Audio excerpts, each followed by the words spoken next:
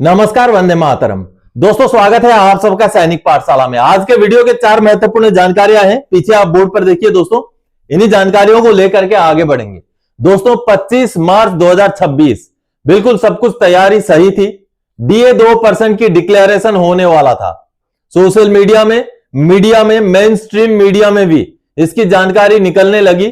Cabinet की meeting भी हुई, लेकिन 2% डीए नहीं बढ़ा।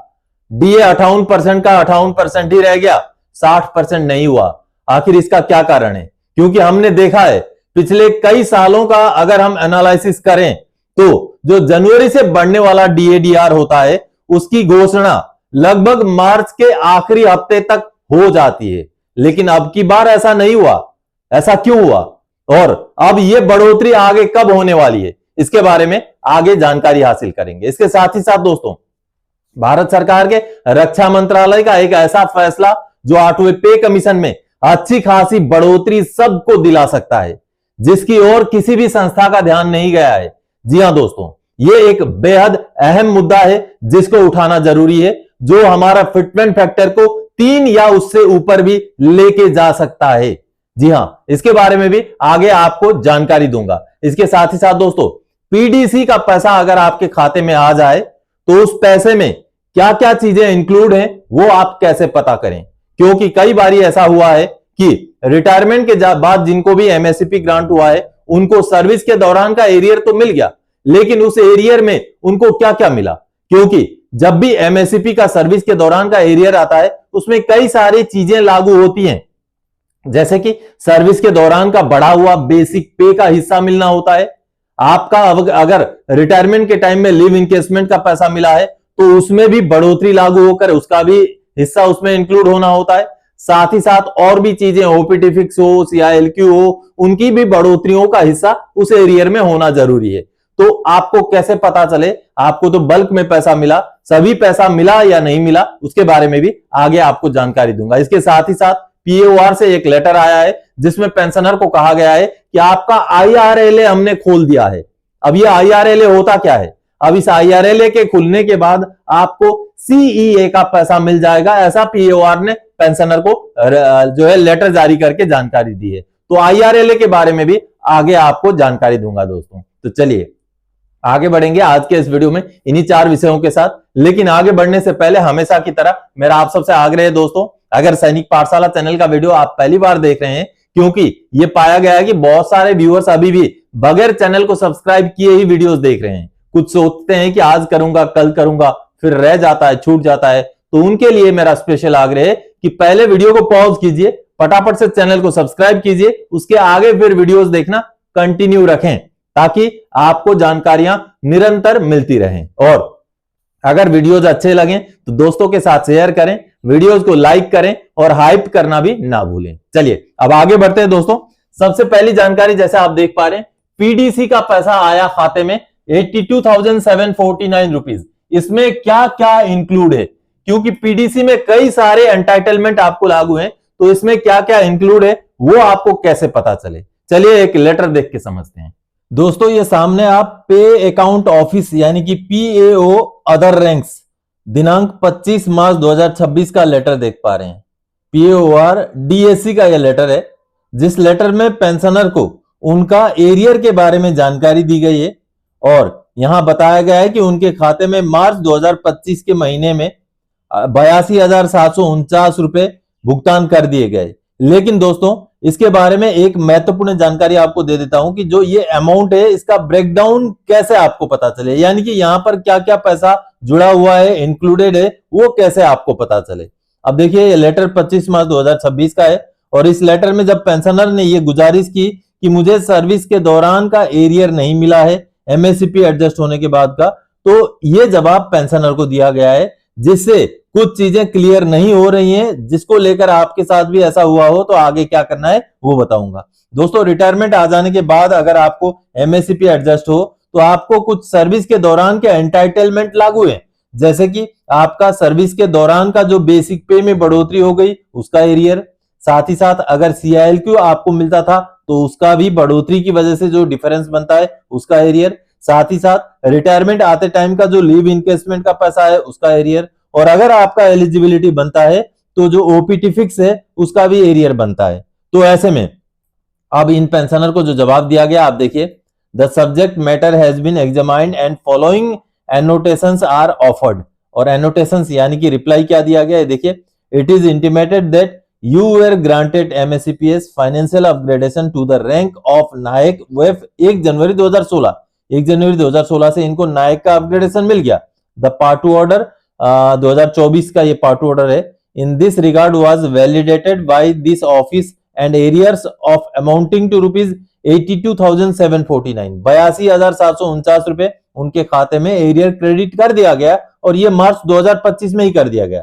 लेकिन अब यहां पर यह चीज क्लियर नहीं हो रहा है कि ये जो 82,749 रुपए का एरियर का भुगतान किया गया, ये एमएससीपीएस की वजह से कौन से एरियर का भुगतान किया गया? क्या उनको बेसिक पे में जो बढ़ोतरी हुई उसका एरियर है? क्या उनको जो सीआईएलक्यू में भी बढ़ोतरी होती है बेसिक में बढ़ोतरी की वजह से, क्या उसका एरियर है? क्या ओपीटी फिक्स का एरियर है? या कोई लिव इनकेसमेंट उनका है तो उसका एरियर है? तो इसको जानने के लिए अब ये जो 82,749 रुपए का है, इसका ब्रेक डाउन पेंशनर को मांगना पड़ेगा। जी हां, ये कैसे ये अमाउंट बना है 82,749 रुपए, इसका डिटेल्स ब्रेक डाउन जब मांगेंगे तब जाकर के क्लियर होगा कि इनको इस अमाउंट में कौन सा एरियर मिला है। चलिए अब आगे बढ़ते हैं अगली जानकारी की ओर। 8वें वेतन आयोग में सबसे ज्यादा फायदा दिलाने वाला सरकारी फैसले पर किसी ने अभी तक ध्यान नहीं दिया है। इससे बनेगा फिटमेंट फैक्टर 3.0 से भी ऊपर का। जी हां दोस्तों, पहले क्या होता था कि जो परिवार की संख्या है या परिवार की यूनिट है वो 3 माना जाता था, चाहे पे कमीशनों में, पेमेंट रिवीजन में हो, चाहे क्वार्टर का अलॉटमेंट में हो। जी हां, जो आवास के लिए जो कितने परिवारों का एक यूनिट है उसको मानते हुए जो क्वार्टर अलॉटमेंट किया जाता था, वो पहले केवल पति पत्नी और बच्चों को ही परिवार का हिस्सा माना जाता था। लेकिन हाल फिलहाल में रक्षा मंत्रालय ने इस बात की मंजूरी दे दी कि क्वार्टर अलॉटमेंट के लिए माता पिता को या तो फिर जो आश्रित भाई बहन है उनको भी परिवार का हिस्सा माना जाए। तो ये एक बहुत बड़ी उपलब्धि है जो आने वाले समय में कहीं ना कहीं 8वें पे कमीशन में भी, उसके फिटमेंट फैक्टर में भी असर डालेगी दोस्तों। अब इसकी ओर कोई भी संस्था ने ध्यान नहीं दिया है। इस मुद्दे को लेकर के किसी ने भी आगे केस प्रोसेस नहीं किया है, किसी ने भी मिनिस्ट्री को नहीं पकड़ा है, नहीं अप्रोच किया है कि अगर आपने क्वार्टर अलॉटमेंट के लिए परिवार की संख्या को बढ़ा दिया तो क्यों नहीं 8वें पे कमीशन में आप परिवार की संख्या को 5 या उससे ऊपर मानते हुए पे का रिवीजन दें। जी हां, अभी हाल फिलहाल में रक्षा मंत्रालय की तरफ से जो प्रेस रिलीज जारी किया गया था उसको दिखाना चाहूंगा। दोस्तों, भारत सरकार के रक्षा मंत्रालय की तरफ से ये जो प्रेस नोट जारी किया गया था 11 फरवरी 2026 का, ये प्रेस नोट कहीं ना कहीं 8वें पे कमीशन से भी जुड़ा हुआ एक बहुत बड़ा मसला है।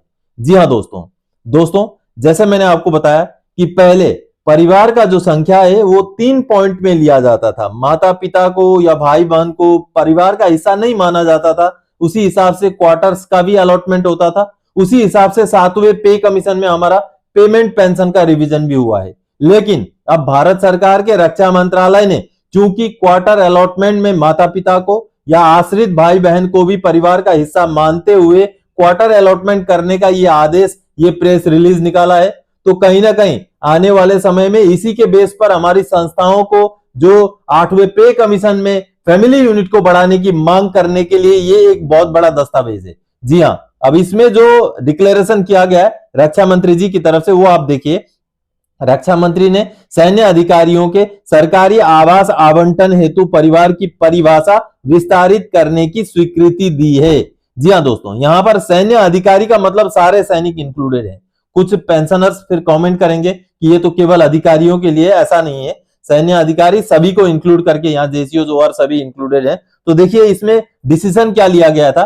रक्षा मंत्री श्री राजनाथ सिंह ने सैन्य अधिकारियों के सरकारी आवास आवंटन में परिवार की परिभाषा विस्तारित करने की स्वीकृति दे दी है। संशोधित परिभाषा में पति पत्नी और आश्रित बच्चों, सौतेले बच्चों के मौजूदा दायरे के अतिरिक्त माता पिता, आश्रित भाई बहन और कानूनी तौर पर गोद लिए बच्चों को भी शामिल किया गया है। यानी कि पहले केवल पति पत्नी और अपने आश्रित बच्चों का ही डिटेल्स होता था, उन्हीं को जो है परिवार का हिस्सा मानते हुए क्वार्टर अलॉटमेंट होता था। लेकिन अब इस डिसीजन के बाद माननीय रक्षा मंत्री जी के इस डिसीजन के बाद जो माता पिता हैं या आश्रित भाई बहन है या कानूनी तौर पर गोद लिए गए बच्चे हैं, उनको भी परिवार का हिस्सा मानते हुए क्वार्टर अलॉटमेंट किया जाएगा। तो कहीं ना कहीं ये एक ऐसा जस्टिफिकेशन है जो आगे आने वाले समय में 8वें पे कमीशन में भी दिया जा सकता है। विस्तारित परिभाषा से सभी सैन्य अधिकारियों के लाभान्वित होने की संभावना है, जिनमें अपने माता पिता के साथ रहने वाले अविवाहित महिला अधिकारी भी शामिल रहेंगे। यह निर्णय माता पिता और वरिष्ठ नागरिकों के भरण पोषण एवं कल्याण अधिनियम 2007 को ध्यान में रखते हुए लिया गया है, जो पारिवारिक दायित्वों और देखभाल व्यवस्था के बदलते स्वरूप को मान्यता देता है। यानी कि ये कानूनी तौर पर जब ये सुविधा को जो है लागू किया गया है, तो कहीं ना कहीं कानूनी तौर पर ही 8वें पे कमीशन में भी परिवार की संख्या को अब 3 से 5 किया जाना आसान रहेगा, खास करके इस डिसीजन के बाद। दोस्तों, यह वरिष्ठ नागरिकों के कल्याण, पारिवारिक खुशहाली और सामाजिक एवं अंतर पीढ़ीगत संबंधों को सुदृढ़ करने की सरकार की प्रतिबद्धता को रेखांकित करती है। अगर सरकार प्रतिबद्ध है कि वरिष्ठ नागरिकों को और उनके कल्याण को ध्यान में रखा जाए, तो कहीं ना कहीं 8वें पे कमीशन में माता पिता को परिवार का हिस्सा माना जाना बेहद जरूरी है। और ये जो दस्तावेज है जिसमें क्वार्टर अलॉटमेंट में अगर परिवार का हिस्सा माता पिता को माना गया, आश्रित भाई बहन को माना गया, तो 8वें पे कमीशन में पेमेंट पेंशन रिवीजन में भी ऐसा ही माना जाना जरूरी है। अब इसके ऊपर किसी भी संस्था का ध्यान जाता हुआ नहीं दिखाई दे रहा है, जो जाना चाहिए, क्योंकि ये एक बहुत बड़ा पॉइंट है, बहुत बड़ा दस्तावेज है, जिससे कि हमें 8वें पे कमीशन में माता पिता को परिवार का हिस्सा के हिसाब से मनवाने में मदद मिल सकती है। दोस्तों, जी हां, ये एक बहुत बड़ा डिसीजन है जो रक्षा मंत्रालय द्वारा लिया गया था। क्वार्टर अलॉटमेंट के लिए तो परिवार की संख्या को बढ़ा दिया गया है, और ये भी बुजुर्गों के लिए जो उनकी सुरक्षा के लिए जो कानून है, उस कानून के बेस पर किया गया है। तो ऐसे में क्यों ना उसी कानून के बेस पर 8वें पे कमीशन पर भी परिवार की संख्या 5 या उससे ज्यादा लिया जाए। क्या आप मेरी बात से सहमत हैं? अगर सरकार एक चीज के लिए परिवार की संख्या को बढ़ा सकती है, तो दूसरे चीज के लिए क्यों नहीं बढ़ा सकती है? क्या इस मुद्दे को ऊपर तक नहीं ले जाया जाना चाहिए? आप क्या मानते हैं दोस्तों? अगर यह मुद्दा आगे चला जाए तो मेरा मानना है कि यह एक बहुत बड़ा जस्टिफिकेशन है जो 8वें पे कमीशन में भी परिवार की संख्या को, परिवार की यूनिट को बढ़ाने का काम कर सकती है। तो मेरा आग्रह है, जितनी भी संस्थाएं हमारी हैं, जब भी ऐसे मसले को, परिवार की संख्या को बढ़ाने वाले मसले को सरकार के साथ डिस्कस करें, सरकार के सामने रखें, तो ये जो फैसला अभी हाल फिलहाल में लिया गया है क्वार्टर अलॉटमेंट के लिए परिवार की संख्या को बढ़ाने का, इसको भी रेफरेंस के तौर पर जरूर रखा जाए, ताकि हमारे जो केस को, हमारे जस्टिफिकेशन को बल मिल सके। आप अगर मेरी बात से सहमत हैं तो जरूर वीडियो में कमेंट करके इसकी जानकारी दीजिएगा। चलिए दोस्तों, अगली जानकारी की ओर आगे बढ़ते हैं। 2% डीए बढ़ोतरी होते होते रुक गया, अब इस दिन होगी डीए 60% की घोषणा।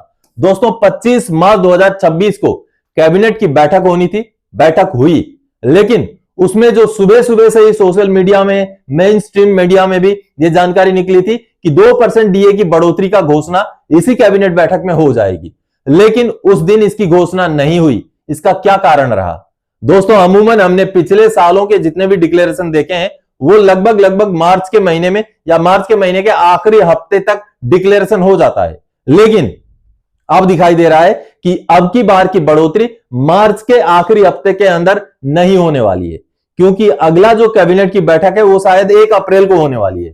तो ऐसे में अब ये चांसेस हैं कि 1 अप्रैल को डीए की बढ़ोतरी की घोषणा हो जाए, और इसका सबसे बड़ा रीजन जो दिखाई दे रहा है और जो मेरा मानना है कि चुनाव आगे हैं, और जितना चुनाव के नजदीक इस फैसले को ले जाया जा सकता है उतना शायद फायदा मिल सकता है। ऐसा निष्कर्ष निकाल करके पिछली बारी 25 मार्च को इसकी घोषणा नहीं हुई होगी, और इसी वजह से अगला जब भी कैबिनेट की बैठक होगी तो इसकी घोषणा हो जाएगी, ऐसा मेरा मानना है। दोस्तों, जो राज्यों में चुनाव आ रहे हैं उसका पहला फेज का जो चुनाव है वो 9 अप्रैल को है, तो 9 अप्रैल से पहले पहले डीए की बढ़ोतरी की घोषणा जरूर होगी, ये बिल्कुल तय है। लेकिन 1 अप्रैल को अगर कैबिनेट की बैठक हो तो उस दिन 2% डीए की बढ़ोतरी की घोषणा होने के पूरे चांसेस हैं। दोस्तों, चलिए अब आगे बढ़ते हैं अगली जानकारी की ओर। पीएओआर ने कहा, आपका आईआरएल हमने खोल दिया है, अब आगे करेंगे सीईए का भुगतान। जी हाँ, पीओआर ने पेंशनर को जानकारी दी कि हमने आपका आईआरएलए खोल दिया और चिल्ड्रन एजुकेशन अलाउंस का जो पैसा आपका पेंडिंग था उसका भुगतान हम कर देंगे। चलिए पहले आपको लेटर दिखाऊंगा पीओआर का। दोस्तों ये सामने जो आप पीएओआर एसआरसी यानी कि सिख रेजिमेंटल सेंटर का पीएओआर का लेटर देख पा रहे हैं, 17 मार्च 2026 का लेटर है। इस लेटर के जरिए कुछ जानकारियां आपको देना चाहूंगा। आईआरएलए क्या होता है वो भी आपको समझाना चाहूंगा। दोस्तों ये पोस्ट डिस्चार्ज क्लेम से जुड़ा हुआ एक मुद्दा है, जिसमें पेंशनर ने जब गुहार लगाई तो अब यह बोला गया है कि आपको पोस्ट डिस्चार्ज क्लेम का भुगतान मार्च के महीने में ही कर दिया जाएगा और साथ ही साथ आपका आईआरएलए जो है खुल चुका है। जी हाँ, आप देखिए नाम उनका सुरिंदर सिंह था। ये देखिए ये उनका ग्रीवेंस का रेफरेंस नंबर है। अब यहां बोला गया है पार्ट 2 ऑर्डर्स ऑफ सीईए यानी कि चिल्ड्रन एजुकेशन अलाउंस का part 2 order has been adjusted and arrears generated in the month of March 2026। यानी कि इनका पार्ट 2 ऑर्डर जो सीईए का पार्ट 2 ऑर्डर था, जो सर्विस के दौरान का पैसा था जो इनको नहीं मिला था, जो कि अभी पोस्ट डिस्चार्ज क्लेम के तहत इनको मिलने जा रहा है, तो उसको एडजस्ट कर दिया गया है और मार्च के महीने में ही उनका एरियर जनरेट किया गया है। और आगे बोला गया है however IRLA opened in the month of March 2026। इनका IRLA को मार्च 2026 के महीने में खोला गया है and the amount will be credited as and when tender memo is generated by the system। जैसे ही सिस्टम द्वारा यानी कि डॉल्फिन सिस्टम द्वारा टेंडर मेमो जनरेट हो जाएगा वैसे ही इनका अमाउंट क्रेडिट हो जाएगा खाते में, ऐसी जानकारी दी गई है। अब ये आईआरएलए ओपन करने की यहां बात की गई है, आगे मैं आपको बताऊंगा कि आईआरएलए होता क्या है। अब दोस्तों यहां आईआरएलए का जिक्र हुआ है। आईआरएलए का मतलब होता है इंडिविजुअल रनिंग लेजर अकाउंट। जी हां, यह आपका वो अकाउंट है जो सर्विस के दौरान आपका पेमेंट का पूरा लेखा जोखा जिसमें होता है। आईआरएलए में आपने किस महीने कितना पेमेंट लिया, आपको सीआईएलक्यू कितना मिला, आपको सीईए कितना मिला, जो भी सर्विस के दौरान आपने जितना भी पैसा लिया है उसका पूरा लेखा जोखा जिस कागज के अंदर या जिस रजिस्टर के अंदर या जिस भी डॉक्यूमेंट के अंदर रखा जाता है वही होता है आईआरएलए, जो आजकल के डेट में डिजिटल फॉर्म में होता है डॉल्फिन सिस्टम में। दोस्तों डॉल्फिन सिस्टम पीएओआर में वो सिस्टम है जो पेमेंट को कंट्रोल करता है। जैसे पेंशनर्स के लिए स्पर्श सिस्टम है वैसा ही डॉल्फिन सिस्टम है पेमेंट कंट्रोल करने के लिए सर्विस वालों के लिए, तो उसके अंदर आईआरएलए होता है। तो आईआरएलए जब पेंशनर का खुल जाए तो इसका मतलब है पेंशन आने के बाद जो है आईआरएलए क्लोज हो जाता है। तो कोई भी चीजें अगर आपको भुगतान करना हो सर्विस के दौरान का जो पोस्ट डिस्चार्ज क्लेम के तहत, तो उसके लिए आपका पहले आईआरएलए खुलना जरूरी होता है। तो आईआरएलए जब खुलेगा तब जाकर के आपको पोस्ट डिस्चार्ज क्लेम का जो भी चीजें हो, सीए हो, सीआईएलक्यू हो, उसका भुगतान होता है दोस्तों। तो दोस्तों आज के इस वीडियो में इन्हीं जानकारियों के साथ आया था। आने वाले समय में और कोई जानकारीदायक आपसे सरोकार रखने वाला विषय लेके मैं फिर से हाजिर हो जाऊंगा। तब तक के लिए जय हिंद दोस्तों।